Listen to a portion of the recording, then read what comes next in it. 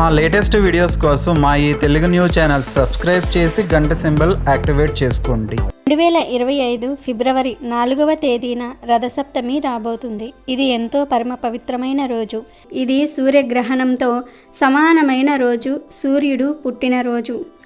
అయితే ఈ రథసప్తమి రోజు మీరు ఏం చేసినా చేయకపోయినా ఈ ఆకులను తెచ్చి ఇంటి గుమ్మానికి కడితే చాలు, 1 గంటలో అపార ఐశ్వర్య యోగం సిద్ధిస్తుంది. మీ ఇంటికి ఉన్న అన్ని రకాల దరిద్రాలు పోతాయి. ఆ సూర్య భగవానుడి ఆశీస్సులు మీ ఇంట్లో వారికి నేరుగా అందుతాయి. ఈరోజు ఎవరైతే ఈ చెట్టు ఆకులను ఇంటి గుమ్మానికి కట్టుకుంటారో అలాంటి ఇంటికి ఎన్నో రకాల శుభ ఫలితాలు కలుగుతాయి. నరదృష్టి, నరపీడ ఆ ఇంటికి తగులవు. ఆ ఇంట్లో వారికి ఎలాంటి దోషాలు ఉన్నా పోతాయి. సకల ఐశ్వర్యాలు సిద్ధిస్తాయి. మరి ఎంతో పవిత్రమైన రథసప్తమి రోజు గుమ్మానికి ఏ ఆకులు కట్టుకుంటే ఐశ్వర్యం సిద్ధిస్తుందో ఇప్పుడు మనం ఈ వీడియోలో వివరంగా తెలుసుకుందాము. ఫ్రెండ్స్, ఫస్ట్ అయితే ఈ వీడియోకి ఒక లైక్ కొట్టి మా ఛానల్ని సబ్స్క్రైబ్ చేసుకొని మాకు సపోర్ట్ చేయండి. ప్రతి సంవత్సరం మాఘశుద్ధ సప్తమిని హిందువులు రథసప్తమిగా జరుపుకుంటూ ఉంటారు. మన కంటికి కనిపించే ప్రత్యక్ష దైవం ఎవరైనా ఉన్నారంటే అందులో తొలి స్థానం సూర్య భగవానుడికే దక్కుతుంది. అందుకే ఆయనను ప్రత్యక్ష నారాయణుడు అని సంబోధిస్తూ ఉంటారు. హిందూ పురాణాలు, పంచాంగం ప్రకారం మాఘమాసంలోని శుద్ధ సప్తమి నాడు 1000 కిరణాలు గల సూర్య భగవానుడు జన్మించాడని, ఆ రోజునే సూర్యుడు పుట్టిన తిథిగా భావించారు. అందుకే ఆ రోజును రథసప్తమిగా భారతీయులందరూ కూడా పండుగగా చేసుకుంటూ ఉంటారు. సకల జీవకోటి రాసులందరికీ వెలుగుని ప్రసాదించే సూర్యుడు రథాన్ని ఎక్కి తన దిశానిర్దేశాన్ని మార్చుకునే రోజు కూడా ఈ రోజునేనని నమ్ముతూ ఉంటారు. రథసప్తమి నాడు బంగారమును కానీ, వెండిని కానీ, రాగిని కానీ దానం చేయాలి. ఆ రోజు ఉపవాసము ఉండి సూర్య సంబంధమగు రథోత్సవాది కార్యక్రమాలను చూచుచూ కాలక్షేపం చేయాలి. రథసప్తమి వ్రతము చేయటం వలన సూర్య భగవానుని అనుగ్రహముచే ఆయురారోగ్యాది సకల సంపదలు చేకూరునని పురాణాలు చెప్తూ ఉన్నాయి. సౌరమాన ప్రకారం ప్రతి సంవత్సరం మాఘమాసంలో శుద్ధ సప్తమి రథసప్తమిగా పరిగణిస్తారు. సూర్య భగవానుడు జన్మించిన పుణ్యతిథి ఈరోజు. సూర్య భగవానుడు ఈ పుణ్యదినాన జన్మించుట వలన దీనిని సూర్య జయంతిగా కూడా పేర్కొంటారు. మాఘమాసంలో శుద్ధ సప్తమిని సూర్య సప్తమి, అచలా సప్తమి, మహాసప్తమి, సప్తమి అని అనేక పేర్లతో జరుపుకుంటూ ఉంటారు. పురాణాల ప్రకారం రథసప్తమి వ్రత విధానం చాలా ప్రాముఖ్యత కలిగి ఉంది. ఒకసారి ఈ వ్రత విధానాన్ని, వ్రత ఫలాన్ని గురించి అడిగిన ధర్మరాజుకు శ్రీకృష్ణుడు ఈ విధంగా తెలిపాడు. పూర్వకాలంలో కాంబోజ దేశమున యశోధర్ముడను రాజు ఉండేవాడు. అతనికి ఒక కుమారుడు ఉండేవాడు. ఆ కుమారుడు ఎప్పుడూ వ్యాధుల బారిన పడేవాడు. తన కుమారునికి వ్యాధులకు కారణం ఏంటని రాజు బ్రాహ్మణులను అడిగాడు. అప్పుడు బ్రాహ్మణులు రాజుతో, రాజా, నీ కుమారుడు పూర్వజన్మలో పరమ లోభి అయిన వైశ్యుడు. రథసప్తమి మహాత్యము వలన నీకు జన్మించాడు. లోభి అయినందువలన వ్యాధిగ్రస్తుడయ్యను అని చెప్పారు. దీనికి పరిహారం అడిగిన రాజుకు బ్రాహ్మణులు ఇలా చెప్పారు. ఏ వ్రతఫలమున ఇతడు నీకు కలిగెనో అదే రథసప్తమి వ్రతము చేస్తే పాపం నశించి చక్రవర్తి అవుతాడు అని ఋషులు చెప్పగానే రాజు అలా చేశాడు. దీంతో రాజుకు తగిన ఫలితము కలిగింది అని ధర్మరాజుకు శ్రీకృష్ణ పరమాత్ముడు తెలిపాడు. ఇక ఈ రథసప్తమి రోజు అరుణోదయ కాలంలో ఆకాశంలో నక్షత్రాల కూటమి రథ ఆకారంలో ఉంటుంది. ఇలా రథం ఆకారంలో నక్షత్రాలు ఉండే సప్తమినే రథసప్తమిగా చెప్తారు. అందుకే ఈరోజు అరుణోదయ వేళ సూర్యునికి ప్రీతికరమైన 7 జిల్లేడు ఆకులను, 7 చిన్న రేగి పళ్లను శిరస్సుపై కానీ లేదా భుజాలపై కానీ లేదా శిరస్సు భుజాలు రెండిటి మీద కానీ పెట్టుకొని స్నానం చేస్తారు. ఇలా స్నానం చేయటం వలన ఆయురారోగ్యాలు సిద్ధిస్తాయని, 7 జన్మలలోని పాపాలు పోతాయని గర్గమహాముని ప్రబోధించాడు. రథసప్తమి రోజు ఎవరైతే ఇలా జిల్లేడు ఆకులతో, రేగి పళ్లతో స్నానం చేస్తారో వారికి 7 జన్మల పాపాలు పోతాయి. అంతేకాదు, మానవుడు తన జీవితంలో 7 రకాలైనటువంటి పాపాలు చేస్తాడు. ఆ పాపాలు కూడా ఈ రథసప్తమి స్నానంతో పోతాయి. ఇంతకీ ఆ పాపాలు ఏమిటంటే, ఈ జన్మలో చేసిన పాపాలు, జన్మాంతరాల్లో చేసిన పాపాలు, తెలిసి చేసిన పాపాలు, తెలియక చేసిన పాపాలు, మనస్సుతో చేసిన పాపాలు, వాక్కుతో చేసిన పాపాలు, శరీరంతో చేసిన పాపాలు, ఈ 7 పాపాలు రథసప్తమి స్నానంతో హరించుకుపోతాయి. అసలు జిల్లేడు ఆకులను, రేగి పళ్లను తలపై, భుజాలపై పెట్టుకుని ఎందుకు స్నానం చేయాలో చాలామందికి తెలియదు. జిల్లేడు, రేగి పళ్ళు సూర్యకిరణాలలోని జ్ఞానశక్తిని అధికంగా గ్రహించి నిల్వ ఉంచుకుంటాయి. కాబట్టి ఈ ఆకులను శిరస్సుపై, భుజాలపై పెట్టుకుని స్నానం చేయటం వలన వీటిలోని విద్యుత్ శక్తి, నీళ్ళల్లోని విద్యుత్ శక్తి కలిసి శరీరంపై, ఆరోగ్యంపై ప్రభావం చూపించి మంచి ఫలితాలు ఇస్తాయి. ఈ సృష్టిలో సూర్యుడిలోని శక్తిని తమలో దాచుకునే శక్తి 2 వృక్షాలకు మాత్రమే ఉంది. అందులో మొదటిది జిల్లేడు, రెండవది రేగి చెట్టు. అందువలన రథసప్తమి రోజు ఈ రెండింటిని తల మీద, భుజం మీద పెట్టి మొదటి 3 చెంబుల నీటిని ఆ జిల్లేడు ఆకు, రేగి పళ్ళ మీద పోసి స్నానం చేసుకుంటే సూర్యుడిలోని అత్యంత దైవిక శక్తి మన శరీరంలో ప్రవేశించి అనేక వ్యాధులు, పాపాలు పోయేలాగా చేస్తుందని మన పురాణాలు చెప్తూ ఉన్నాయి. ఆమ్ల గుణం కలిగిన జిల్లేడు ఆకు, రేగి పళ్ళను శిరస్సు మీద పెట్టడం వలన శిరస్సుకి ఎంతో మేలు జరుగుతుంది. జిల్లేడు ఆకులోని రసాయనం జుట్టును గట్టిపరుస్తుంది, మెదడును చల్లపరుస్తుంది. జిల్లేడు ఆకుకు అర్కపత్రం అని, రేగి పండుకు అర్కఫలం అని పేరు ఉన్నాయి. సూర్యుడికి కూడా అర్కహ అనే నామం ఉంటుంది. అందువలన జిల్లేడు ఆకులు, రేగి పళ్ళంటే సూర్యుడికి ఎంతో ఇష్టము.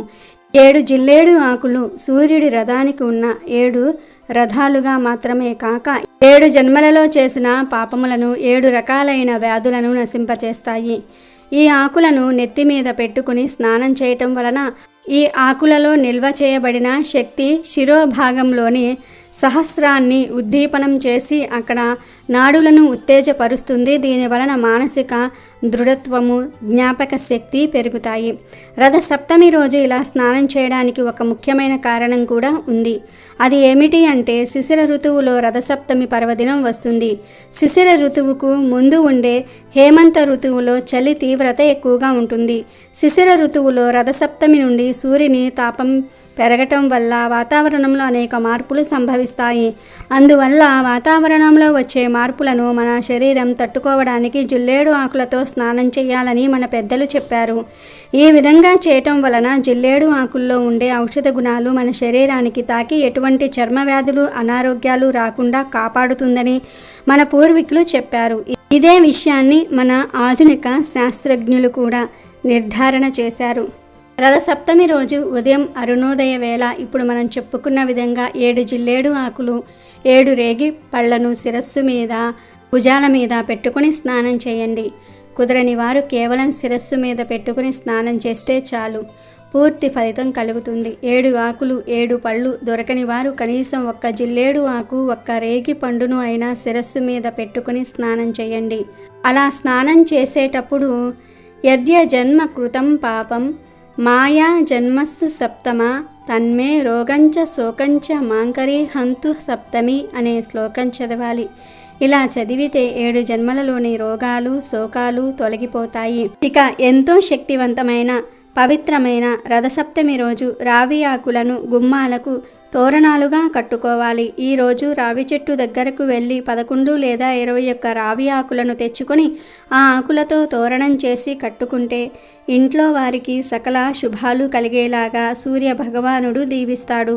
పూర్వం ఈరోజు అందరూ రావి ఆకుల తోరణం కట్టుకునేవారు. ఇలా కట్టుకోవటం వలన సకల ఐశ్వర్యాలు సిద్ధిస్తాయి. ముందు రథసప్తమి రోజు రావి చెట్టు దగ్గరకు వెళ్ళి కొన్ని నీళ్లను రావి చెట్టుకు సమర్పించి తరువాత చెట్టుకు నమస్కారం చేసుకుని 11 లేదా 21 ఆకులను ఇంటికి తెచ్చుకోవాలి. తర్వాత ఒక పసుపు దారంతో ఈ ఆకులను తోరణాలుగా చేసి మెయిన్ డోర్ గుమ్మానికి కట్టాలి. ఇలా రథసప్తమి రోజు గుమ్మానికి రావి ఆకులను కడితే సాక్షాత్తు ఆ సూర్యనారాయణమూర్తి మీ ఇంటికి రక్షణ కలిగిస్తాడని పెద్దలు చెప్తూ ఉన్నారు. ఇలా కట్టడం వలన మీ ఇంట్లో ఉన్న నెగిటివ్ ఎనర్జీ మొత్తం పోతుంది, పాజిటివ్ ఎనర్జీ వస్తుంది.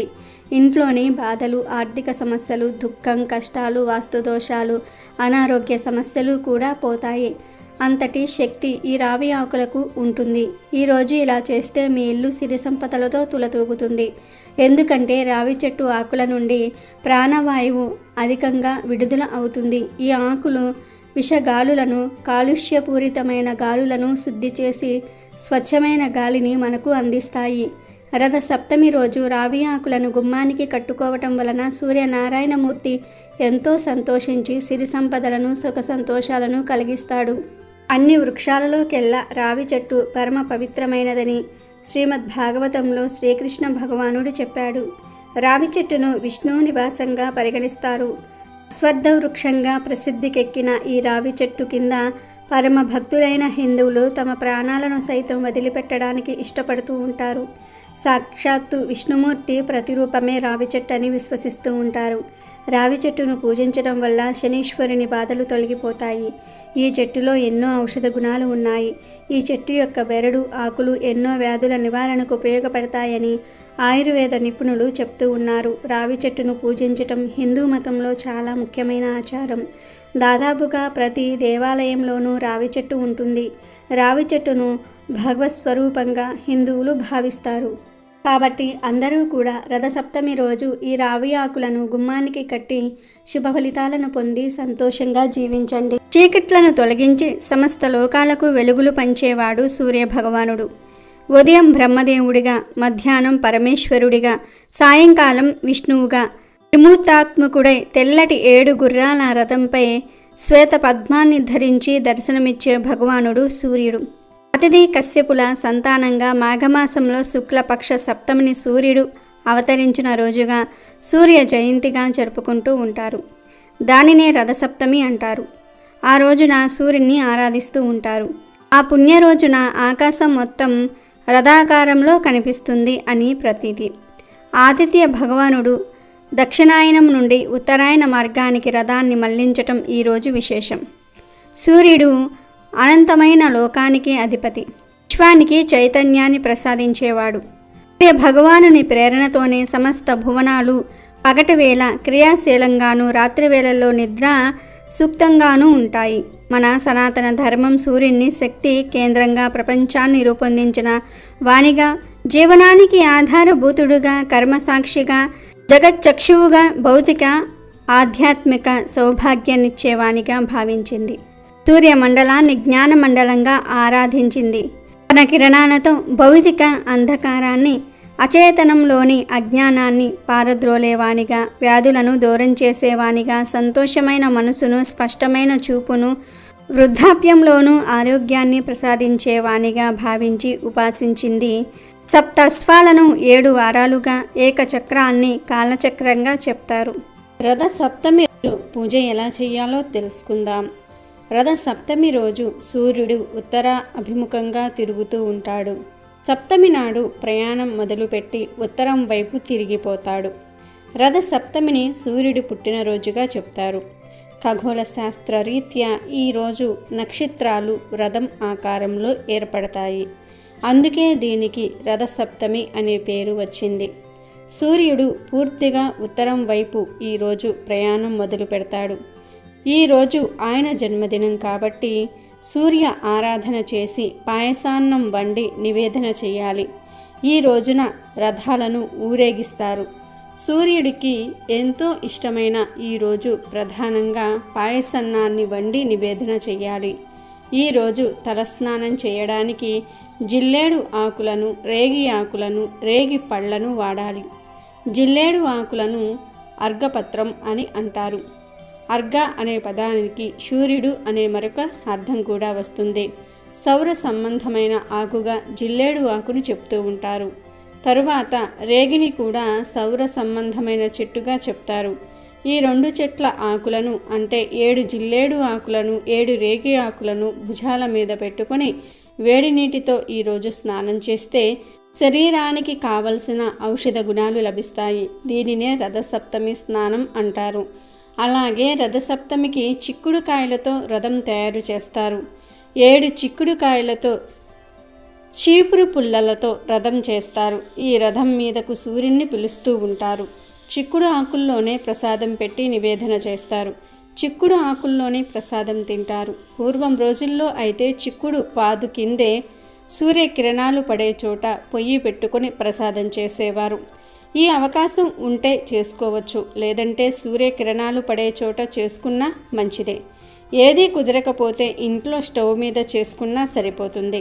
వండే ఆహారానికి ఎండ తగిలితే వచ్చే ఆరోగ్యం వేరు. దీనిని ఓపెన్ కుకింగ్ అంటారు. పూర్వం ఓపెన్ కుకింగ్ ప్రచారంలో ఉండేది కాబట్టి రథసప్తమి రోజు కుదిరితే ఎండ పడే చోట పాయసాన్నం తయారు చేసుకోండి.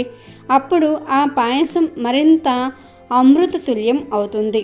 ముందు పాలు పొంగుతున్న పాలల్లో బియ్యాన్ని వేయాలి. కడిగిన బియ్యం పక్కన పెట్టుకుని ఆ బియ్యాన్ని 3 సార్లు వేసేవారు కొంతమంది, బియ్యాన్ని కడగకుండా నెయ్యి రాసి వేసేవారు ఇంకొంతమంది. ఎవరి అలవాటును బట్టి వారు పాయసం చేసుకుంటూ ఉంటారు. పొంగిన పాలను సూర్యనారాయణమూర్తికి చూపించి నమస్కారం చేసుకుని బియ్యం వెయ్యాలి. ఇందులో కిస్మిస్లు, జీడిపప్పు ఏమీ వెయ్యకూడదు. పాలతో బియ్యాన్ని ఉడికించి ఆ పాల పాయసాన్ని సూర్యుడికి సమర్పించాలి. చక్కగా ఎక్కడైనా సరే అలికి ముగ్గు వేసి కుంపటి ఏర్పాటు చేసుకుని పాయసం వండాలి.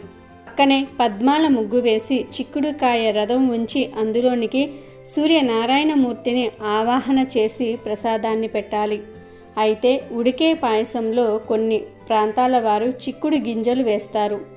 ఒక వెండి పళ్ళెంలో చిక్కుడు ఆకులు పరిచి దాని మీద వేడివేడి పాయసం వేసి నివేదన చేసుకోవచ్చు. వేడి పాయసం చిక్కుడు ఆకు మీద పడగానే దానిలోని రసం పాయసంలోనికి వచ్చేస్తుంది. చిక్కుడులోని ఔషధాలు బయటకు వస్తాయి. మనం ఎప్పుడూ చిక్కుడుకాయలు తింటూ ఉంటాం, కానీ చిక్కుడు ఆకుల గురించి పట్టించుకోము. చిక్కుడు ఆకులలోని ఔషధాలు శరీరానికి అందడానికి పెద్దలు ఏర్పాటు చేసిన పద్ధతి ఇది. చిక్కుడు ఆకుల్లో పెట్టిన నైవేద్యం చాలా బాగుంటుంది. దీని వలన ఆరోగ్యం సిద్ధిస్తుంది.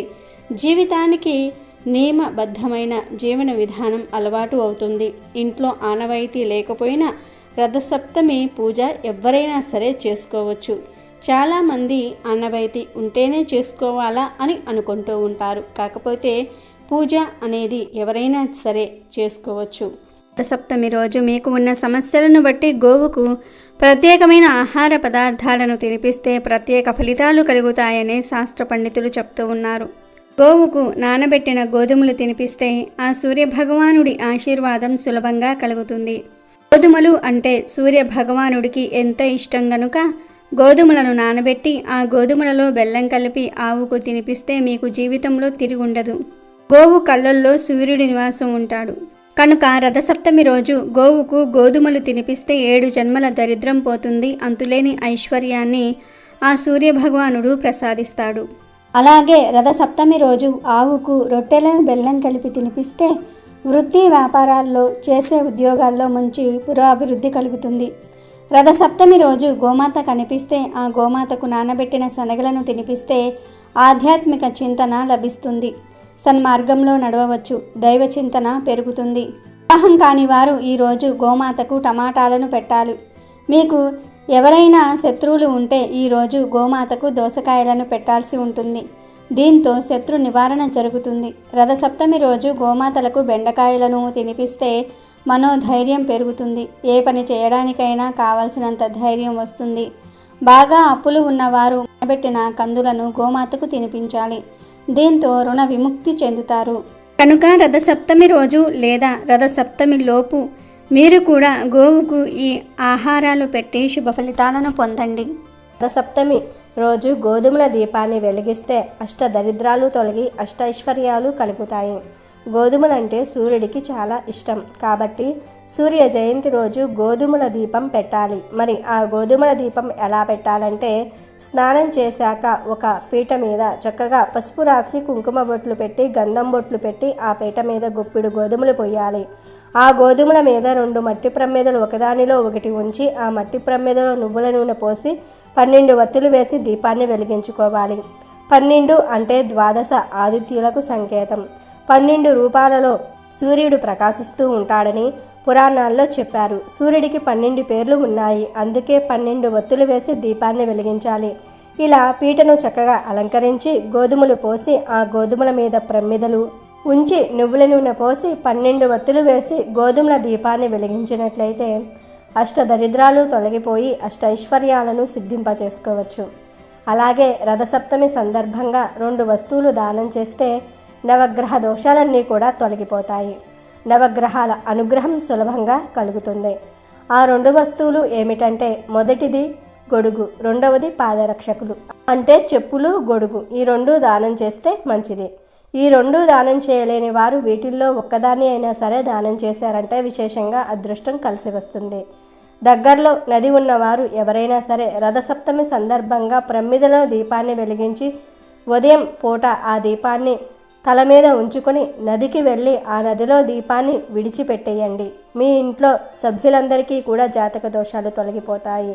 మీకు ఉన్న సమస్త దరిద్రాలు తొలగిపోతాయి. కుటుంబానికి ఉన్న నరఘోష, నరపీడ, దృష్టిదోషం వాటన్నిటి నుండి కూడా సులభంగా బయటపడవచ్చు. రథసప్తమి సందర్భంగా సూర్యుడికి సంబంధించిన మంత్రాలు జపిస్తే సూర్యనారాయణమూర్తి అనుగ్రహంతో సకల శుభాలు కలుగుతాయి. కోనార్క్లోని సూర్య దేవాలయంలో, అరసవల్లిలోని సూర్య దేవాలయంలో రథసప్తమిని పురస్కరించుకొని మహావైభవపేతమైన ఉత్సవం జరుగుతుంది. కోనార్క్లో జరిగే ఈ రథోత్సవాన్ని చూడడానికి దేశ నలుమూలల నుండి భక్తులు తండోపతండాలుగా వస్తారు.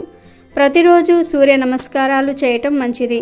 రథసప్తమి నాడు చేస్తే మరీ మంచిది. ఈరోజు ఆవునేతితో దీపం వెలిగించి సూర్య భగవానుడికి నమస్కరించుకుంటూ నది లేదా చెరువుల్లో వదిలితే మంచిది. సూర్యుడిని ఎరటి పూలతో పూజించటం శ్రేష్టం.